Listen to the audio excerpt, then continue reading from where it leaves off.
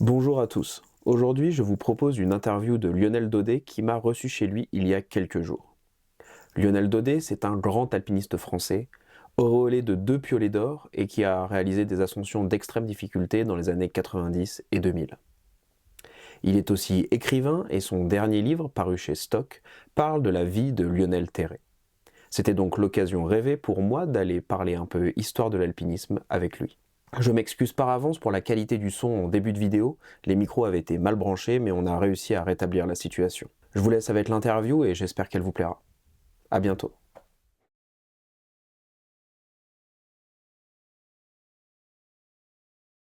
Bonjour Lionel, merci de nous recevoir chez toi dans les Hautes-Alpes. Euh, Tu nous reçois pour parler d'un livre que tu viens d'écrire chez Stock, dans les pas de Lionel Terré. Et tu m'as fait l'amitié de bien vouloir répondre à quelques questions pour ma chaîne. Avant, je voudrais peut-être te resituer pour mes abonnés qui peut-être ne te connaissent pas encore. Tu as fait beaucoup de voix dans les années 90, début 2000. Quand j'ai vu ton palmarès d'ailleurs, il y a beaucoup de mentions ED, donc qui veut dire extrêmement difficile en ouverture de voix, ce qui est assez impressionnant. Mais je ne vais pas tout énumérer parce qu'il est évidemment très très fourni. Mais tu as été piolet d'or donc en 2000 pour la Burkett Needle en Alaska avec Sébastien Froissac, si je ne dis pas de bêtises. Aussi en 93 pour une expé collective dans le Pamir-Alai, Okay. donc en Asie centrale. Tu as aussi fait le premier solo hivernal dans la voie Eldorado en face nord des Grandes Jorasses en 2002, Tout à fait, ouais. dans une tentative de refaire la trilogie d'Ivano Girardini. Alors c'est pas tout à fait celle de Girardini, c'était plus la refaire en fait avec mon regard, et donc l'idée c'était vraiment une trilogie directissime, donc les trois grandes faces nord des Alpes que tu évoquais, Grande Jorasses, Cervin, Eiger, par les voies qui comptent parmi les plus dures, donc souvent des directissimes, un peu cette goutte d'eau qui tombe de la cime et qu'on va essayer de suivre en sens inverse, au moment où c'est le plus dur, en hiver, par le moyen le plus dur, en solo, et également en ramenant une petite patte personnelle qui était de relier toutes les faces sans aucun moyen motorisé. Sans liaison mécanique, ouais. Voilà, sauf que voilà, je me suis arrêté au Cervin en laissant quelques orteils au passage, quoi. Voilà, mais bon, déjà 14 jours face nord des Grandes Jorasses, je crois, de combat. C'est tu ça, racontes dans le livre. Oui, tout à fait. C'est ouais. impressionnant. Et en 2011, en plus insolite, tu as fait ton projet qui s'appelait le Dot Tour. Donc tu as suivi en fait la France sur la frontière exactement, en partant du Mont Blanc, en arrivant au sommet du Mont Blanc. Voilà, donc 15 mois pour faire le tour de la France exactement, donc à suivre cette ligne imaginaire de la frontière et du littoral. Pareil, en adoptant finalement le moyen motorisé le plus adéquat qui me semblait au passage, donc beaucoup d'escalade pour traverser évidemment toute la chaîne des Alpes, pour traverser les Pyrénées, et puis aussi du kayak, de la pirogue, du voilier pour rallier certaines îles, tout ce qui était dans de motorisé à ma portée, quoi. Et donc ces dernières années, tu fais beaucoup d'expéditions mer-montagne pour grimper plus loin et plus longtemps, au Groenland, au Kerguelen, en Antarctique aussi, si je dis pas de bêtises. Voilà, oui. Donc voilà, pour resituer un peu qui tu es, parce que j'ai aussi beaucoup d'abonnés qui ne connaissent pas forcément les grands noms de la montagne, mais me suivent pour ça, pour avoir un peu plus de culture alpine. Du coup, le livre que tu viens de sortir chez Stock, donc Le Montagnard dans les pas de Lionel Terré, tu dis au début du livre que tu as eu envie de faire ce livre parce que en fait, tu t'appelles Lionel, je ne crois pas, en hommage à Lionel Terré. C'est exact.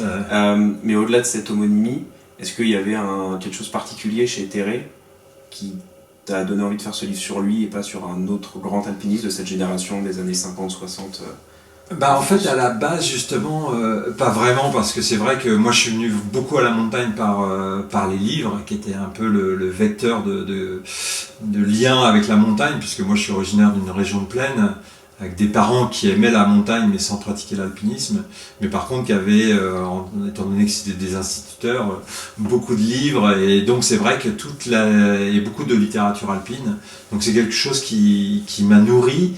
Et c'est vrai que j'ai jamais mis Lionel Terray au centre de la pièce en disant c'est un totem, voilà, il faut que je suive ses traces ou je ne sais quoi, ou de se sentir en gros investi d'une mission parce que mes parents m'auraient donné le prénom de Lionel en son hommage.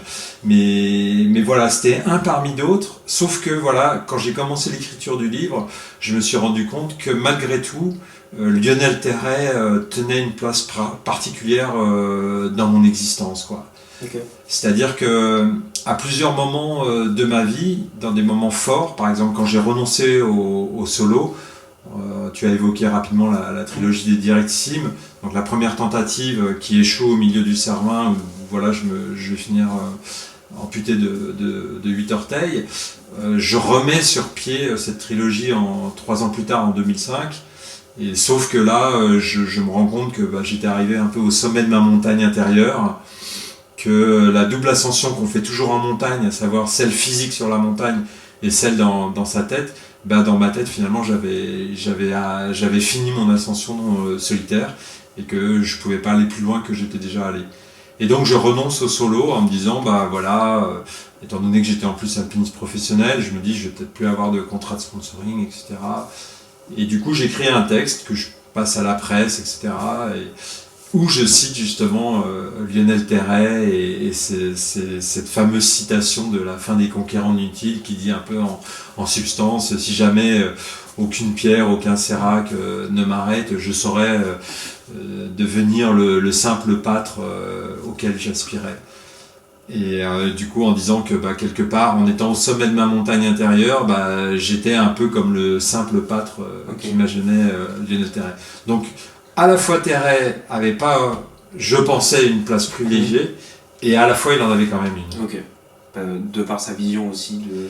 Alors après que c'est vrai que dans l'écriture du livre, je me suis évidemment attelé à énormément décortiquer, triturer la vie de Lionel Terray, et c'est vrai que j'ai découvert un personnage qui était extrêmement attachant, dont on avait du mal à lui trouver des défauts, qui était un alpiniste entier, qui était un amoureux fou de la montagne et qui avait un charisme extraordinaire, quoi. Et voilà, je précise que le livre, effectivement, c'est pas une comparaison entre ta carrière d'alpiniste et celle de Terray, mais plutôt une mise en parallèle et en résonance sur des choses qui peuvent aussi se recouper entre toi, ce que tu as pu faire en tant qu'alpiniste. Tout à fait, une histoire de transmission, c'est-à-dire quels sont les échos de la vie de Lionel Terray, de sa carrière, de sa vision de la montagne, de tout ce qui résonne encore dans mon époque, et essayer de faire aussi des formes d'études, de dire qu'est-ce qu'était l'engagement à l'époque de Terray, qui étaient des gens qui avaient traversé la Seconde Guerre mondiale, donc avec un regard particulier sur la vie.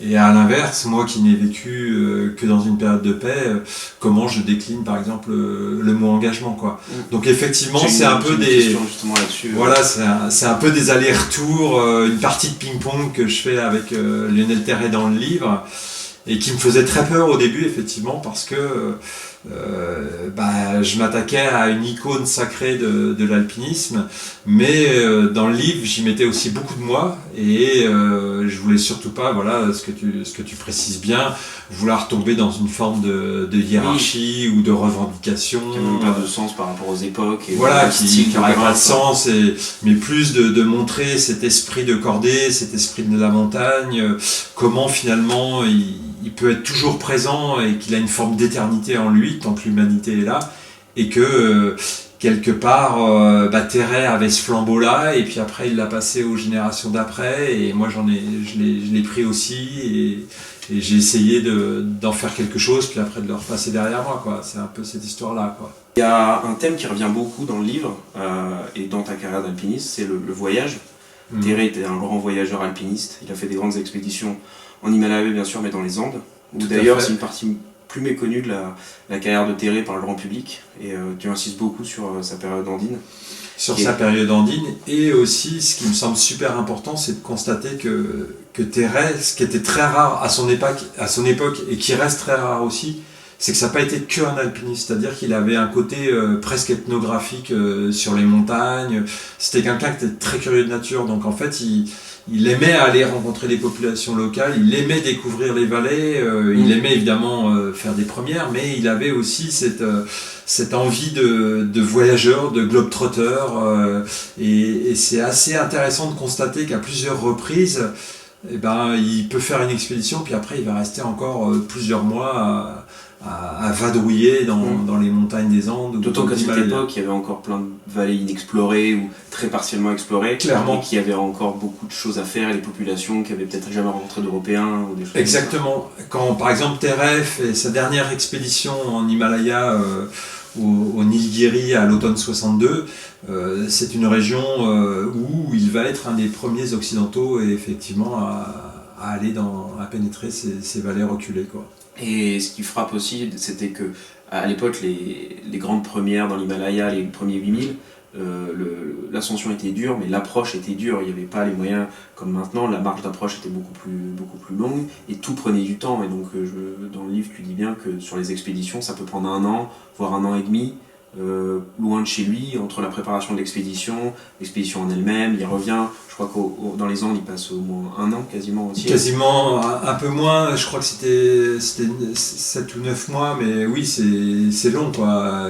Et puis on voit bien par exemple sur l'Himalaya, quand justement Annapurna premier 8000, c'est quelque chose qu'on oublie un peu vite, mais la partie approche, en plus quand ils font cette expédition, ils visent soit l'Annapurna, soit le Dhaulagiri, qui est un autre sommet de 8000 mètres, et l'approche est juste dantesque, c'est-à-dire qu'ils ne savent pas vraiment où sont les montagnes, enfin ils les voient, mais ils ne savent pas comment les approcher, les vallées sont extrêmement complexes, avec des gorges, des rivières infranchissables. C'est encore de la cartographie, quoi.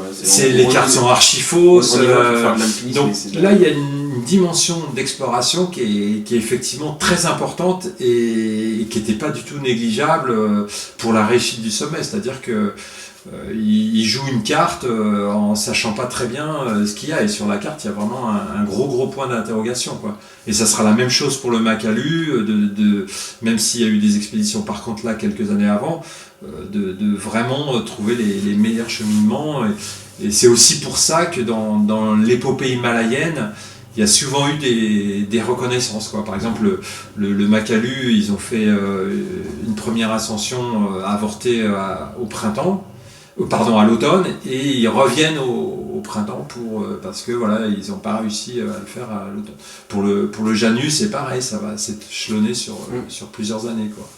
Avec la dimension technique en plus. Et ouais, ce côté lourd aussi des expéditions himalayennes, où tout prend du temps, même pour communiquer, les envois de lettres, etc. Enfin, oui, puis il faut imaginer des expéditions qu'on a du mal à imaginer à l'heure actuelle, qui étaient extrêmement lourdes, avec des centaines de porteurs, de gens qui les aidaient, et c'était vraiment une caravane qui passait, qui était très très imposante, oui.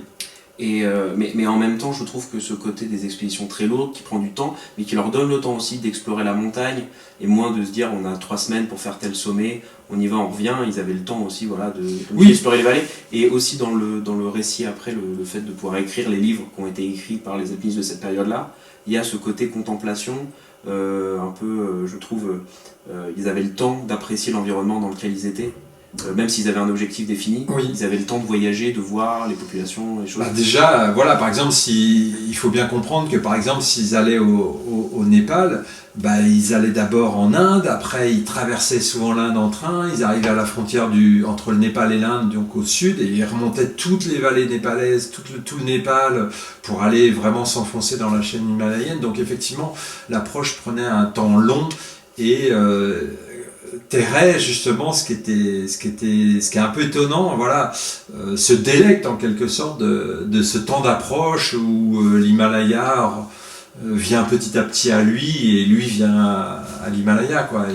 Et ça, c'est vrai que on imagine moins ce temps long à l'heure actuelle dans les expéditions, quoi. Et ça résonne aussi avec le type d'expédition que tu pratiques toi à l'heure actuelle, depuis quelques années, c'est de prendre le bateau ou de privilégier des approches très longues pour aussi apprécier le temps du voyage vers l'objectif de grimpe, qui n'arrive pas tout de suite. Exactement, c'est une forme d'immersion lente dans la montagne et pour moi quelque chose de très important, c'est-à-dire de resituer la montagne dans son ensemble. Et en faisant ce type d'approche, quelque part, j'ai le sentiment que voilà, j'embrasse l'entier de la montagne, quoi. Je prends possession, pas possession, mais connaissance de cette montagne et de ses racines. Parce que sinon, ça m'est arrivé dans ma jeunesse avec des équipes de jeunes alpinistes de haut niveau, de faire une approche en hélicoptère et on est propulsé au camp de base. Et en fait, on fait le focus sur la paroi, mais il y a ce focus finalement c'est un clone d'une autre paroi donc ça perd de sa substance et quelque part pour moi il y a une part manquante et cette part manquante elle manque à une forme de sérénité qui m'envahit après l'ascension et plus encore c'est juste mettre aussi ton cerveau au diapason de la montagne quoi. C'est un peu accompagner une phase, une espèce de musique tu vois à laquelle tu vas finalement t'accorder et qui fait que quand tu arrives au pied de la montagne, tu te sens fondamentalement prêt, quoi. Tu vois, t'as laissé derrière toi tout l'encombrement du quotidien qu'on peut vivre ici en France, et puis tu arrives complètement lavé et entier et concentré sur la montagne, et ça c'est aussi très important. Et puis le retour est aussi extrêmement important quand tu fais un retour par exemple du Groenland jusqu'en France en bateau. Ben, c'est pas prendre un avion et être propulsé directement puis tu switches complètement. Là non, tu vois, pendant les 15 jours de mer, ben, tu vas avoir une forme de décantation et tu as le sentiment que quand tu arrives en France, ben, tu recueilles au fond des mains un peu l'essentiel de la montagne, cette espèce de joie, de bonheur indicible et il est là, il est complètement présent et ben voilà, t'as pu ouvrir la besace que tu avais remplie de plein de choses invisibles dans ton ascension et dans ton voyage à la cime. C'est pour ça que j'aime beaucoup ces formes d'alpinisme que je qualifie de circulaires en fait, tu vois.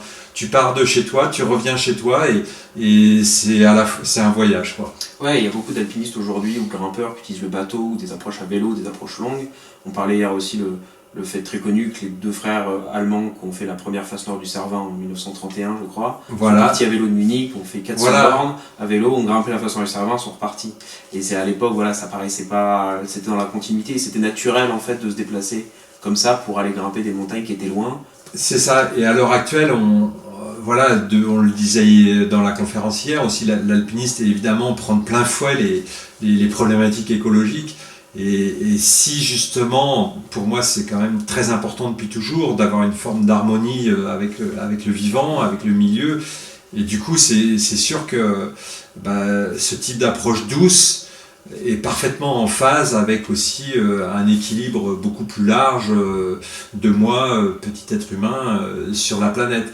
Et je pense qu'effectivement, par ces formes de contraintes environnementales, en gros, eh bien, l'alpiniste va faire aussi une forme de retour aux sources, en se disant, tiens, peut-être que approcher une montagne, ça peut être finalement aussi intéressant que l'ascension en elle-même. Ouais, et moi je suis passionné de très vieilles alpinistes de l'âge d'or dans les années 1960. On voit Edward Whymper par exemple en un été marcher entre les Écrins, Chamonix, aller jusque loin en Suisse et revenir. Et le voyage fait autant partie des ascensions alors qu'il a fait les premières de l'Aiguille Verte, de la Barre des Écrins, etc. Mais il voyageait à pied partout et quand on voit les distances aujourd'hui qu'on fait en voiture et des gens trouvent ça long, les pionniers ont tout fait à pied quoi. Les pionniers ont tout fait à pied et ce qui fait qu'ils avaient un regard très très imprégné quoi, des lieux et justement ils resituaient vraiment les Alpes dans leur identité et dans leur particularité. Et dans l'immensité. Et dans l'immensité quoi. Et c'est vrai que je pense que c'est très important à l'heure actuelle qu'on redonne cette dimension du loin, qu'on redonne cette dimension du lent, et qu'il y ait vraiment ce temps qui quelque part est un temps que l'alpiniste cherche à occulter, quoi, de raccourcir le temps d'approche, parce que on voit bien que l'alpiniste subit aussi d'aujourd'hui les contraintes de la société moderne qui compressent le temps le plus fortement possible et quand par exemple on fait une expédition qui dure plus de 2 mois à l'heure actuelle, la majeure partie des alpinistes vont considérer que c'est une expédition longue quoi, finalement. Quoi. Alors que, comme tu l'évoquais, peut-être dans les années 50, 3 mois c'était la norme, ou voire plus. Et puis si on parle de Whymper, il pouvait partir des 6 mois. Et puis si on remonte après dans les expéditions polaires, les gens partaient 1 an, 2 ans, sans savoir quand ils reviendraient. Ce qui est clair, c'est que Internet a vraiment révolutionné cet échange et cette communication. C'est évident. Et pour des gens qui s'engagent dans des choses compliquées, avec du risque, etc. Et voilà, à l'époque, les familles n'avaient pas de nouvelles pendant une semaine et se demandaient toujours... Et puis après, il y a une question aussi de toi et de ton rapport à la montagne. Moi, je sais que j'ai fait beaucoup d'expéditions où justement, volontairement, je coupais un peu tous les cordons ombilicaux qui me ralliaient au reste de l'humanité, pour avoir justement cette espèce de face à face avec la montagne, de fusion qui soit la plus forte possible et sans aucune interaction autre que moi et la montagne. La voie à gravir. Effectivement, mais dans ton livre, tu racontes tes ascensions, notamment en Patagonie, où tu te retrouvais vraiment seul face à toi-même et à la montagne, en fait. Voilà, dans un absolu de solitude où tu vas jusqu'au bout, c'est-à-dire que on se rend pas compte, mais tu coupes même les cordons de dire, il y a même plus personne, ta femme, tes amis, personne ne sait où tu es, quoi. Et donc tu touches un absolu de solitude qui fait que pour moi c'est extrêmement fort sur un plan personnel, parce que la montagne va faire un espèce de miroir, et en fait et quelque part dans ton ascension tu vas passer de l'autre côté du miroir, quoi. Et c'est ça qui est très fort, et qui en tout cas pour moi touche le pourquoi de ce qui m'amène à aller en montagne, quoi. C'est-à-dire que en faisant cette espèce de concentration, donc tu te concentres sur l'ascension, tu atteins un point, et en fait tu réouvres derrière le point, et quelque part le fait de réouvrir derrière ce point, pour moi amène un bonheur fou. Et ce bonheur fou, c'est pas une drogue, c'est-à-dire que c'est pas une sensation forte de faire une ascension très dure où il y a de l'adrénaline, etc. Mais quelque chose qui va s'instiller dans un temps très long, quoi. C'est-à-dire que un peu comme si j'ouvrais un robinet puis que je m'abreuvais à une source inépuisable, et c'est pas parce que je rentrais dans la vallée, que je retrouvais les miens, je retrouvais ma maison, etc. que j'allais toujours vouloir rechercher cette grâce que j'avais vécue, quoi.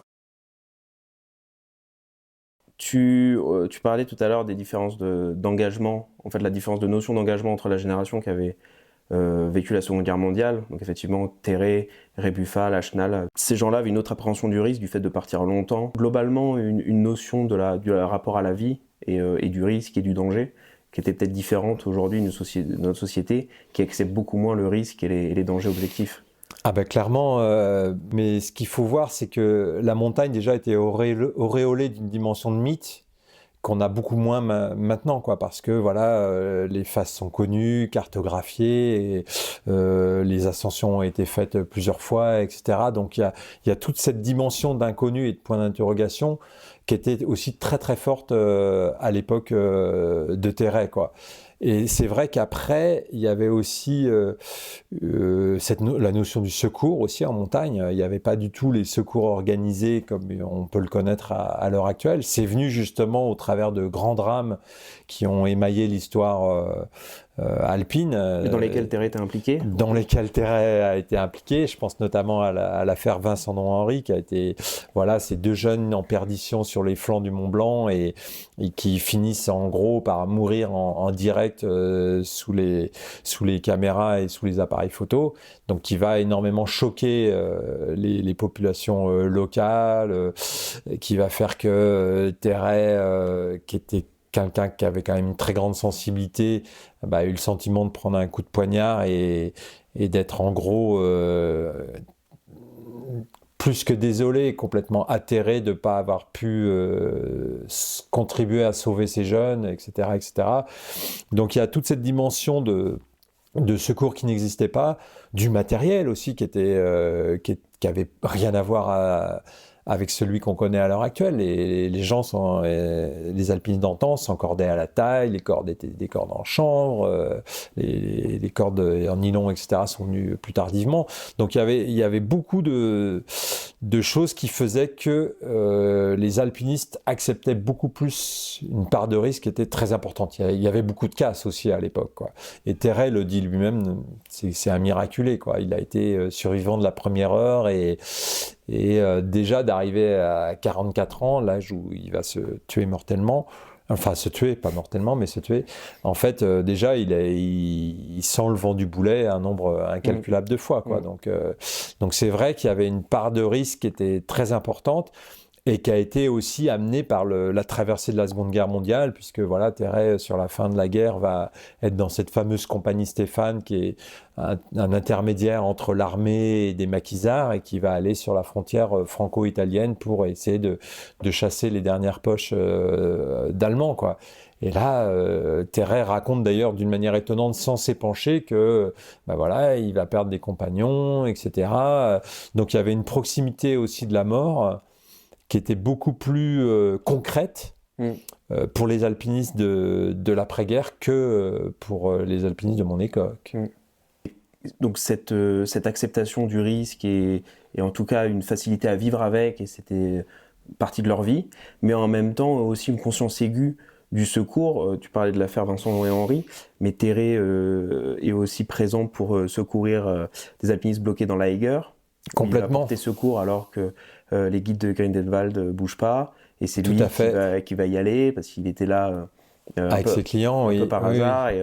et il avait vraiment ça, et aussi à la Napurda, parce que oui, c'est lui qui redescend. Ce qui va caractériser Terray toute sa vie, c'est la solidarité, quoi. Il l'a écrit avec un S majuscule toute sa vie, Lionel Terray, quoi. Et dans le secours, et c'était pas que du blabla, quoi. C'était vraiment, il avait ça viscéralement ancré dans le corps, quoi. Et il faut comprendre qu'à l'époque, les secours se faisaient par des cordées qui s'organisaient pour aller porter secours à des alpinistes en perdition, et que ça pouvait être des guides, ça pouvait être des amateurs éclairés, etc., etc., et qu'il y avait un élan, un collectif aussi. Il y avait un esprit qui était très très collectif aussi à l'époque de Lionel Terray, qui fait que quand il y avait un secours qui se déclenchait, tu avais vraiment beaucoup de monde qui convergeait. On évoquait l'Eiger, donc en début 57, où 2 Italiens et 2 Allemands sont en perdition dans la face nord de l'Eiger. Et en fait, le secours est organisé, il y a des Allemands, mais c'est une tour de Babel, quoi, au sommet de l'Eiger, puisque le secours va arriver par le haut, en treuillant des gens dans la face nord. En fait, le secours, ce secours-là, c'est une tour de Babel. Il y a des Polonais, il y a des Italiens, il y a des Français, il y a des Allemands, il y a des gens qui convergent de partout, parce que il y a cette vertu cardinale de l'alpinisme qui est cette solidarité et cet esprit de dire on ne peut pas laisser mourir quelqu'un comme ça sans avoir tout tenté pour... Et c'est cette dualité, en fait, pour moi, conscience, proximité avec la mort, avec le risque, le danger, et en même temps valeur donnée à la vie du camarade alpiniste, où on fait tout, absolument, tout pour le sauver, même si on n'est pas là, on est sur un autre massif, on va quand même... Tout à fait. Terray est venu dans le massif des Écrins pour faire des secours. Alors même si les gens ont été sortis, par exemple, je crois que c'était en 46 ou 47, il y a eu un secours assez fameux dans la face sud du pavé, et en fait Terray et Lachenal vont accourir de Chamonix ici. Et en fait, bon voilà, les gens, les 2 alpinistes ont été tirés d'affaire juste avant, mais ils vont finir d'aider Et en fait, cet esprit de solidarité, de ce collectif, on le retrouvait aussi dans leur quotidien, dans les vallées. C'est-à-dire que à l'époque, c'était quand même pas des gens forcément très fortunés. Même si Terray, à la fin de sa vie, a réussi, parce qu'il avait une vraie intelligence, à mettre de côté quand même de l'argent, mais à l'époque c'était pas forcément des gens très argentés, et ils se donnaient beaucoup de mains pour construire le chalet des uns et des autres. Lachenal qui a construit tout son chalet de ses mains de A à Z, Terray va lui donner des coups de main. Lachenal vient donner des coups de main à Terray quand il construit son chalet, etc. Donc il y avait aussi cette solidarité, cet échange qui peut perdurer encore aussi à l'heure actuelle, où voilà, chacun fait son chantier de maison et on peut se donner des coups de main. Mais en tout cas, c'était très très fort à l'époque de Terray aussi, ce sens de se rendre service, de partager, et pas que dans la montagne et pas que dans le secours, quoi. C'est hyper intéressant et je voulais continuer avec une question du coup un peu plus technique parce qu'on est ici donc dans les Hautes-Alpes. En ce moment il y a l'Ice Climbing Écrin, un rassemblement de cascades de glace, et Terray était connu pour être un grand glaciériste en son temps. Très grand glaciériste, tout à fait, oui. On va dire pas moins fort sur le rocher parce qu'il était très très fort, mais par rapport à d'autres plus spécialistes du rocher, oui. Jusqu'à lui son expertise c'était la glace. C'était vraiment un montagnard. C'est-à-dire que Terray, effectivement, était un bon rochassier, très très bon glaciériste, et surtout avait ce sens de l'itinéraire en montagne, donc de cette capacité à lire la montagne pour essayer de trouver l'itinéraire qui va bien en quelque sorte. Et c'est vrai que Terray avait vraiment après une spécialité de glace. Il était reconnu comme un très bon glaciériste, et c'est vrai c'est une partie plus méconnue de la vie de Terray, mais ce qu'il va faire dans les Andes, au Chakrararu et puis au Toliraru, ça ouvre les portes de la glace moderne en quelque sorte, quoi. Parce qu'à l'époque, il grimpait avec des crampons qui n'avaient pas de pointe avant, donc dont on ne pouvait pas ancrer. C'était très compliqué pour eux de grimper des faces de glace verticale, d'ailleurs ils ne le faisaient pas. Mais Terray va quand même pousser le jeu et avoir cette forme de modernité dont on peut ressentir l'héritage à l'heure actuelle. Il a apporté des choses parce qu'après le matériel d'escalade de glace a beaucoup évolué dans les années, je crois, 70-80. Et même après, quoi. Tout à fait, ouais. Donc il grimpait vraiment du matériel rudimentaire. Très rudimentaire, ouais. Est-ce qu'il a posé des bases de technique ou d'approche de la glace qui ont pu... Alors c'est assez paradoxal parce que en fait, par exemple, ce qui est très important dans les crampons, effectivement, c'est les pointes avant, quoi.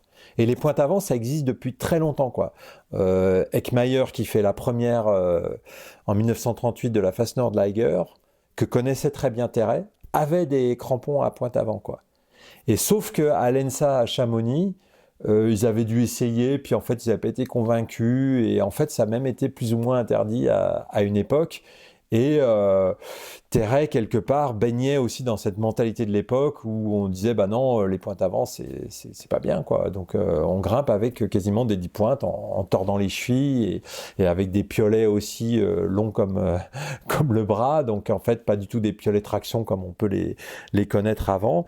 Mais malgré tout, par rapport aux ouvertures qu'ils ont fait en montagne et le niveau de glace tel qu'ils l'ont poussé, ils ont vraiment ouvert des portes, clairement, quoi. Et que ces portes, il y a eu d'autres générations qui se sont engouffrées derrière, dans les années 70, puis les années 80, et puis jusqu'à cette évolution que l'on connaît à l'heure actuelle, quoi. Très clairement, Lionel Terray était un pionnier de l'escalade glaciaire, quoi. Et pour avoir fait une initiation à la cascade de glace hier et aujourd'hui, effectivement, sans pointe avant et avec des piolets immenses, ça doit être quand même beaucoup plus compliqué. À la fois ça, et puis aussi, donc pour s'assurer en cascade de glace ou sur des goulottes, ou en tout cas sur des terrains glaciaires, on utilise aussi maintenant des broches à glace qui se vissent à la main très très facilement. Il faut savoir qu'à l'époque de Terray, ils avaient des espèces de broches à glace qui n'en étaient pas, c'était des pitons à glace, donc des pitons qui frappaient au marteau, qu'ils avaient un mal de chien à mettre dans la glace, qui tenaient mal, et ou des lames de piolet qui étaient avec lesquelles ils n'arrivaient pas à ancrer dans la glace, donc qui complexifiaient aussi énormément l'escalade. La dernière expédition que fait Lionel Terray en 1964 au mont Huntington en Alaska, qui est à dominante glaciaire, il se heurte sans arrêt à des problèmes de limite technique du matériel. Et ils arrivent quand même à passer, quoi. Et chemin faisant, ils repoussent plus loin les limites. Et surtout, ils ouvrent une porte. Et après, les générations suivantes vont emprunter ce passage et poser d'autres jalons un peu plus loin, quoi. Et enfin, je voulais terminer avec le choix du titre, Le Montagnard. Donc tu essayes une description un peu exhaustive de ce qu'est le montagnard à la fin du livre. Mais d'abord, tu parles aussi beaucoup du métier de guide et ce que ça représentait pour Terray. Très important dans sa vie de guider ses clients, etc. Le montagnard le qualifie très bien, mais le guide pourrait aussi le qualifier très très bien.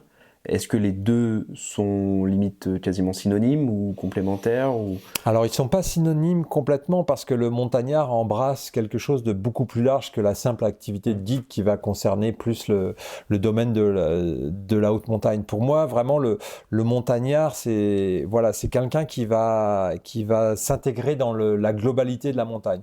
On pourrait définir le montagnard qui vit en montagne, mais ce n'est pas la définition que j'adopte. Moi, la définition, c'est quelqu'un qui va embrasser, c'est toute la montagne. Terray, il a été aussi paysan, donc il a travaillé la terre en vallée. Il a été effectivement guide de haute montagne, il a été professeur guide, il a été skieur de compétition. Ça a été aussi un très très grand skieur. C'était quelqu'un qui avait une curiosité pour plein de choses. C'est quelqu'un qui connaissait la botanique, qui connaissait les fleurs, qui connaissait la vie de la montagne. Donc c'est quelqu'un qui était intégré dans la dimension montagne dans sa globalité.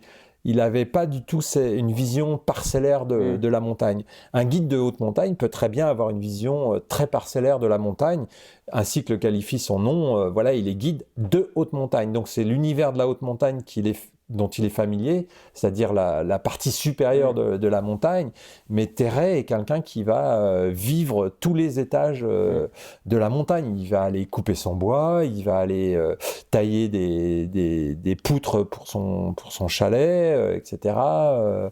Donc il est dans cette dimension de saisir tout ce qu'il y a en montagne, et pour moi le montagnard est la définition qui lui correspond bien, quoi. Et d'ailleurs c'est ce qu'il cite dans Les Conquérants de l'inutile, où il dit, et ce que je cite aussi en première page du livre, et si ce mot a encore un sens, alors je suis un montagnard, quoi. Et ce qui est marrant, c'est que je trouve que la nouvelle génération de guides revient aussi à ça, à vivre en montagne, dans des petits hameaux, etc. Alors que la profession s'est ouverte à des gens qui venaient de toute la France, pas Tout à forcément fait. de gens des vallées. Mais là, je discutais avec hier ou aujourd'hui avec des guides d'une trentaine d'années qui reviennent et qui veulent avoir leur potager, faire couper leur bois, vivre dans un petit hameau et renouer avec un vrai habitat de montagne. Un vrai à lien, l'année. un vrai lien à la terre, un vrai lien à la montagne, un vrai lien au vivant, un vrai lien à l'environnement de la montagne. Ça, c'est effectivement, je te rejoins complètement, c'est très vrai à l'heure actuelle de voir cette espèce de vision plus élargie de la montagne, et cette façon d'appréhender la montagne qui est beaucoup plus globale que ne serait-ce que dans les années, par exemple, 80, où c'était un peu les années fun, le fashion, etc. Là, on revient à quelque chose de plus ancré, de plus essentiel, où on vit dans les territoires, on s'implique dans les territoires, on les protège, on les aime, et on essaye d'en prendre soin le plus possible. Donc c'est vrai qu'il y a cette dimension qui est présente dans les jeunes générations de guides, qui sont aussi beaucoup interpellés par les questions climatiques ou environnementales, donc qui obligent aussi à une réflexion là-dessus, et effectivement de se dire la haute montagne n'est pas une tour d'ivoire qui serait complètement hors sol. Au contraire, elle est en interaction, on le sait mieux que quiconque, avec tout le monde d'en bas, en quelque sorte, quoi. Et c'est vrai que Terray avait cette dimension de connaissance de la montagne depuis le fond de la vallée jusqu'au plus haut de Et cime, finalement, quoi. le mode de vie montagnard de Terray est réactualisé aujourd'hui, en fait. Complètement, Ça puisqu'on revient voit complètement moderne. des jeunes qui vont construire leur chalet, on voit des jeunes qui vont... Qui partent en expédition, mais lentement et loin, mais en y allant avec des moyens De plus en Ouais. plus, ouais, et qui vont avec un regard, avec leur regard des années 2020, réactualiser finalement cet esprit de la montagne, cette flamme qui animait Terray, parce que Terray a aussi été un formidable passeur. C'est quelque chose qui l'interpellait énormément. Il aimait faire connaître la montagne. Tu le disais au travers du métier de guide, mais beaucoup plus encore. Ça a été un très grand conférencier. C'est quelqu'un qui a fait quand même beaucoup de films, qui a écrit cette Bible en quelque sorte que sont les conquérants de l'inutile, avec ce titre qui est un peu On indépassable aurait tous aimé avoir. et qui résonne dans les générations actuelles et qui m'a aussi beaucoup interpellé de dire voilà, parce qu'on voit aussi que dans les générations actuelles, beaucoup ne connaissent pas Lionel Terray. Parce que voilà, peut-être qu'ils sont venus à la montagne par des vidéos. Alors pas ta chaîne, puisque toi tu es dans l'histoire de la montagne, mais dans des vidéos de montagne, et qui ne connaissent pas l'histoire de l'alpinisme. Alors que justement, Terray avait vraiment ce souci de passer, et que c'était quelqu'un qui aimait partager, ça c'est clair. Très bien. Bah, je te remercie beaucoup Lionel pour cet échange autour de ton dernier livre. Donc c'est pas ton premier puisque tu es un écrivain aussi, tu en as écrit beaucoup, mais en l'occurrence celui-là, donc sur dans les pas de Lionel Terray, Le Montagnard. Je mettrai un petit lien en description pour ceux que ça intéresse. Et puis bah, encore merci de m'avoir reçu chez toi pour en discuter. C'était un plaisir. J'espère que cette vidéo vous a plu. J'ai eu l'immense privilège de pouvoir passer un moment avec Lionel Daudet, et tout ça, c'est grâce à vous. Si vous voulez continuer à me soutenir pour faire évoluer mon contenu, je vous encourage à vous abonner, à liker et partager autour de vous.